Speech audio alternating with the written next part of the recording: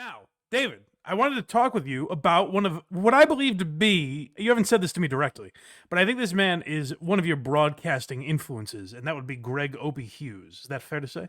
Certainly, I'd say that. Well, I wanted to talk about Opie today because he made a video. Now, you may remember, I think we're at over a year ago now, Craig. Yep. Where the OPISTER said, hey, Anthony, you stopped talking about me, I stopped talking about you. Easily, at minimum, it was a year. Yeah, and that was the deal. And Anthony's held up his end of the bargain that he didn't agree to. He pretty much hasn't talked about Opie, at least that I've heard. Meanwhile, Opie is endlessly talking about Anthony. Anytime it comes up, because he has nothing else to talk about, Opie is pretty much void of content at this point. So he has to talk about, if someone puts the name Anthony or Jim Norton in the chat, he has to just talk about them for a long time because there's no other real substance there. So this time, people were asking about Anthony, but also brought the name Joe Rogan into the mix. And you might remember that the last time those two were mentioned together, there was a weirdness because Opie was like making videos, walking down the street, essentially threatening Joe Rogan to have him on his show. Right. And I think Rogan addressed it at one point and was like, what's happened to this guy? He seems deranged almost, which is a perfectly logical response to have. Naturally. So someone in the chat asked, hey, Anthony's been on Joe Rogan's show. Jim Norton was just on again. Why haven't you been on? And Opie has his theories about that. Jimmy and Anthony have been on Rogan numerous times. Why not you? Well, it's pretty obvious, you know, when there's a breakup of any kind, of any type of show or whatever, you know, you're going to have people pick sides. And there are guys from the O&A universe that certainly pick sides. Rogan, you know, likes Jimmy and Anthony over me. It couldn't be more obvious, and that's fine. Whatever. I'm not going to fucking lose sleep over it. And then hold on. It seems like a guy who's really handling it well. The most popular guy in the business doesn't like him. Yeah, you know, it's very clear that it's not bothering you when you're like, whatever, I'm not going to lose any sleep over it. Who said you were? I'm just going to walk down to the lobby in my slippers and take the stairs back. You're the only one who's mentioned that you could possibly be bothered by it. I'm surprised he's not blaming some sort of satanic worship. I think, well, he might get there. We'll see. We may get there at some point. That's all it's about left to blame. Yeah, so he's clearly angry at Joe Rogan. But what's interesting about the Opster is he says things like, listen, you know, everyone picks their sides, and some people picked Anthony, some people picked me. Which, first of all, that's not really how it goes. Perfect example of that is Jim Norton, who was doing a show with Opie. It was the Opie and Jim show, and then Jim would also be a guest on Anthony's show and do Chip with Anthony and things like that. Now, the only person who took offense to that was Opie. Opie has these conspiracy theories that Anthony is out to get him. I just heard this week, because I was on Point Dabble Point, so I was boning up on my stuttering John. And John thinks that, like, people aren't allowed to like John because Anthony is working behind the scenes. If there's anyone that's ever seemed like a more careless man in broadcasting than Anthony Cumia, I can't think of who that would be. He does not seem like a guy who's like, you better not have Opie on your show. You don't think there's people that have called Anthony a fucking racist that have been on Rogan? Oh, half the people? You know what I mean? Like, you think everyone on Rogan likes Anthony Cumia? That's crazy. Oh, well, the funniest comedians in the world right now even still say, you know, Anthony, ugh. I heard him say that. I'm sure Bill Burr has a hard time getting on Rogan now because of Joe's loyalty to Anthony. Yeah. And Anthony his last show was scrubbed. It never came out. Oh, is that right? He was down in Austin, I feel like, within the last year, and he said he was doing Rogan, and it never came out. I don't know about that. That's interesting. I don't know. I haven't heard anything about it, but it was like it was like right after not right after, but it was after the Bill Burr beef thing happened, and he went down there, and it never came out. I could see, maybe Joe didn't want him on because of that at that time. I don't know. I think he took pictures there. Like, I think it's in the can. Really? Yeah. I'd have to know if you know more about this. Fire away in the comments because I haven't heard Anthony talk about it or anything. So that is interesting. Or I'm completely misremembering. That's also That's very possible. But it would be great if Rogan wrote off Anthony and Opie was going on this rant. that's the first thing I thought of. Like, I'm pretty sure he did not release the last Anthony episode. It's this is bitterness that you're hearing that Norton was just on, basically, because sneakily he masks it a little bit, but I think he hates Norton way more than Anthony at this point. Yes, him and Anthony very recently were, or not very recently, but Tweeting at each other. Tweeting at each other, having fun, inside show jokes, and they were texting like "Merry Christmas" peacefully to each other and shit. Oh, how fun! Yeah. Well, Let's Opie see the rest seems that he's hasn't grown so much in the last 10 or 15 years, whereas Jim Norton certainly is almost a completely different person than what he was 10 to 15 years ago. Yeah. That's a great point there, where Jim Norton is fully accepted. Maybe not fully accepted because he's not out as gay, or I don't know. Doing a show called Sword Fighting, I think there's still maybe not accepted. Yeah, that's a good point. But like Norton's married now, something he said he would never do. Really, like he's evolved. He's a different guy. He's an adult. Whereas Opie is still in the same. Oh, Sam picked Jim, and E-Rox picked Anthony, and nobody wanted to play with me. It's just sad. Never look inward, dude. Yeah, right. Yeah. Why is everyone leaving me? It must be because Anthony's diabolical plot. He's so racist, no one talks to me anymore. Right. Yeah. Well, let's hear the rest. Names that kind of leaned toward me and picked me and go back because I want to go through the list because I think you could say Bill Burr is on that list probably. Yeah, the comment that's on the screen right now is, I used to listen to Burr's podcast, but he got some lady co-host who was obnoxious, and I quit listening years ago. Does he have a lady co-host? I can only assume he's talking about his wife. The wife, yeah. But she's not on every episode, is she? No, but she sure is obnoxious. I never minded her when I used to. I haven't listened in a long time, but I never minded her when she was on. She used to be fine, and it was just like all politics and shit like that. Oh, okay. Like, stop it. So I'm guessing he means Burr, but Opie does this thing where he's like, I have my people. Now, it never works because no one ever believes him. People know he's a liar, but it works in the sense like I can't disprove when he says, a lot of people are telling me about the things behind the scenes. A lot of moles in New York. That's right. Yeah, exactly. Yeah. A lot of moles in New York. When he says things like that, I can't disprove it. What I can disprove is going through the Opie and Anthony roster and seeing who's still friends with Opie. It's nobody. Like, again, Bill Burr hates Anthony. So I guess you can choose that one. But he still likes Norton. Like, if Norton was in LA, he would have Norton on his podcast. So I don't even know if you can fully count that.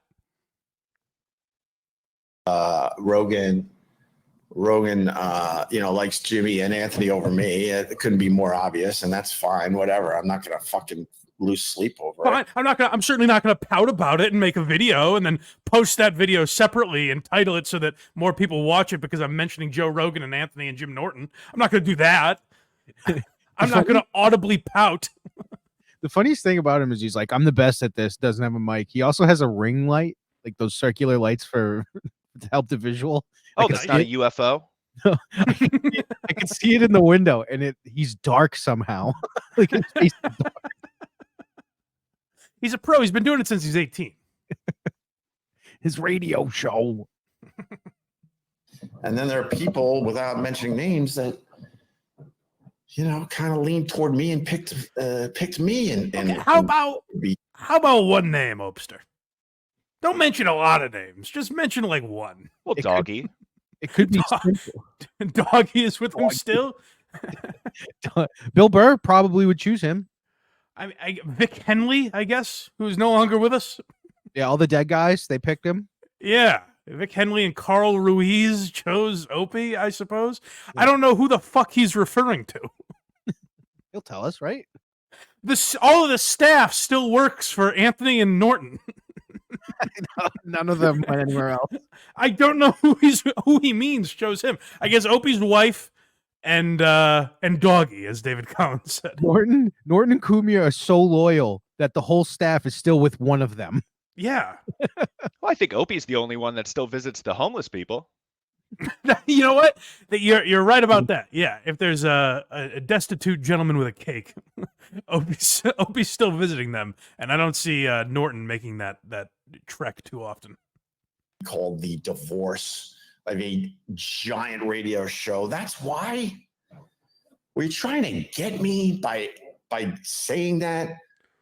Whoa! Couldn't be Hey, more obvious. Ope, they definitely didn't. You're proving that much. It was a Bill Burr comment that he read. It wasn't even like, Are you trying to get me? Listen to how angry he is. He must be like, you have to sympathize with his or empathize with his wife. He must be the worst person to argue with. he did make a ton of money though. He made a ton of money, but is it worth that lifestyle? Like living with that at home, where you just take any comment and you turn it into a personal attack. Like that has to be miserable to live with. Well, she's probably up in the Hamptons right now, and she's like, we keep missing each other. And they keep going back and forth. Rogan, likes Jim Norton and Anthony over me. And whatever, dude. What are you gonna do? That should have been the actual way he went about it. That was like kind of sad at the end, where he's like, "Oh, whoa! What are you gonna attack me about it? Who's attacking you, Opie?" Well, I think he was rethinking about how the comment really had nothing to do with him, and that he was responding to. If that was intentional by that commenter to get him, as he accused him of, saying, "Oh, you're trying to get me riled up now," I think it must be an opiologist or something. The precision of that comment to get him going off. Well, what's amazing about guys like Opie and Stuttering John and Joe Matarese and people like that, what I find fascinating about them is they're always on guard. They think every chat, even when it's not, is an attack on them. Like you watch John, and he's like, "Oh, this must mean something. They're trying to trick me." They're aware that everyone that watches them still is trolling them. Yet they will say things like, "I still have fans, and I'm very successful, and I'm doing it on my own, and I'm really building something here." So is that a lie, or do they believe it? That's the confusing thing with Opie, is like, does he think he's successful on his own, or does he cry at night and put on this facade like he's doing better than Anthony and Jimmy? I think he's got a picture of them in his wallet, and he just tears up looking at it often. And those were the days. Yeah. It's all he can talk about. That's the thing, is Opie's the one that says move on constantly, and he's the only one who hasn't. Like Jim and Sam go out of their way to not talk about Opie. Yeah, like people will ask them constantly, and they're like, "I don't really want to," and then they won't. Yeah, Opie will do the "I don't really want to, but here's my complete thoughts on what you just asked." I remember a couple years ago, Matt Eisman, I think is the guy's name. He hosts that American Ninja Warrior show. Yeah. He's a big like O&A fan, and so he was on with them and referenced Opie or something like that. And Norton made a couple of like jokes that if you aren't a diehard fan, you probably wouldn't even get, and then moved on. Like he doesn't want to talk about Opie really. Mm-hmm. Opie talks about them daily. And is also saying, "Why can't I just move on?" Well, the way you move on, Opie, is stop making videos like this and titling them "Joe Rogan Takes a Side in the Opie and Anthony Divorce." Well, what would he even talk about if he went on Rogan? It'd be 15 minutes in, and Rogan would just say, "Oh, what a weird world we're living in today, huh?" I wish. That's an interesting question, David. What would he talk about? What are his interests? I want Opie on Rogan so bad. He was on. Every time I mention this is how insignificant it was. Every time I mention this, people say I'm lying. Like I made it up. It was in the 300s, so it was very early on. Opie was on Rogan. Really? Yeah, it exists. I swear. Was this was pre-firing though, right? He was still Opie and Anthony still existed, I believe. Yeah, I want him on now because Opie will say something and Rogan will be like, "Stop." I think Rogan would have it. That's the crazy thing about videos like this, is like Opie can't keep from lighting himself on fire. I think Rogan would have had Opie on. I still think he would. Maybe now, because Opie's made such weird videos where he's like, "Joe won't have me on." Rogan seems like a guy that doesn't play with that sort of drama. Well, it didn't stop Cat from getting on. I was just gonna say it just worked for Cat Williams. I think there's a big difference between Cat Williams and Opie. I'm an arena actor. Debatable. We were trying to name one subject Opie could talk about with him. Doggy. We can talk about Has Opie doggy. ever ran a 40-yard? I bet it's pretty fast if he had. He could have been a model, I've heard. I wanted to fact check this here because I'd be concerned. I really feel bad. I hope that Opie's episode wasn't removed last year or 2 years ago during that scandal when so many episodes were removed. I hope at least it's still up there somewhere. I don't know. I'm sure we can find it. I'll check right now. Yeah. Search maybe Greg Opie Hughes, Joe Rogan. It was number like 370 or something like that. That was also what I was curious about. Would Joe Rogan even put Greg Opie Hughes, or would he just put Opie at the time as if nobody even knows who Greg Hughes is? Maybe. Opie from Opie and Anthony, maybe? Episode 313, Greg Opie Hughes. Well, that's good there luck. you go. And See, it exists. You know, he's probably just pissed because he was 2 minutes shy of the 3-hour mark that everyone tries to hit. Yeah, so Opie, very sad. And what's even sadder is like, I was like, oh, we're talking about Opie today. Maybe I can find some other clips from his podcast. He's down at Gepard's with his new buddies. Oh, Matt. It's so boring. It's terrible. Like, I've often wondered, because Carl will sometimes say, like, I'm sick of talking about Stuttering John. I often wonder why he doesn't play more Opie stuff. And I realize, like, it's hard. It's difficult because it's so boring that it's hard to even make fun of. Like, some of it is just white noise, essentially. It's also so sad seeing someone with so much talent and such a legacy just wasting away. That's right. He's often told us how talented he is. I mean, I do always defend Opie and say, like, he definitely added something to that show. It's just a skill that's impossible to translate alone. So even every time we go and do like a bonus Why You Laughing or something on Opie and Anthony, like even Bobo's stand-up, you can hear his value in every single time we do it. Sure. I always make sure to point that out. The problem is Opie's a good puppet master. But if you take the puppets away, it's just a creep talking to his hand. Correct. Like he has nothing to do now. There are no puppets left. You can't say, hey, comedic geniuses make fun of E-Rock for being fat or Bobo for being retarded. Right. You can't do that if you don't have the pieces, the chess pieces to work with. And you can't really do that anymore anyways. Well, I mean, that's true too. Yeah, like Opie was a shock jock through and through, whereas Anthony was genuinely funny. Like, of course, Anthony was also part of some shock jock stuff. But like Anthony and Jim Norton were genuinely funny, where Opie's skill kind of died. He's a guy that was given horse and buggy rides, and the automobile was invented.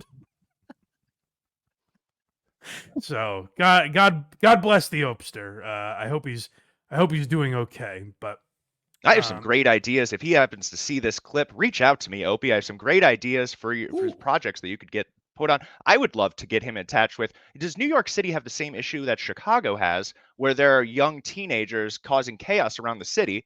I think if Opie hired a group of those and implemented those in some of his on the street, it might be a good way to maybe get some views, get some action.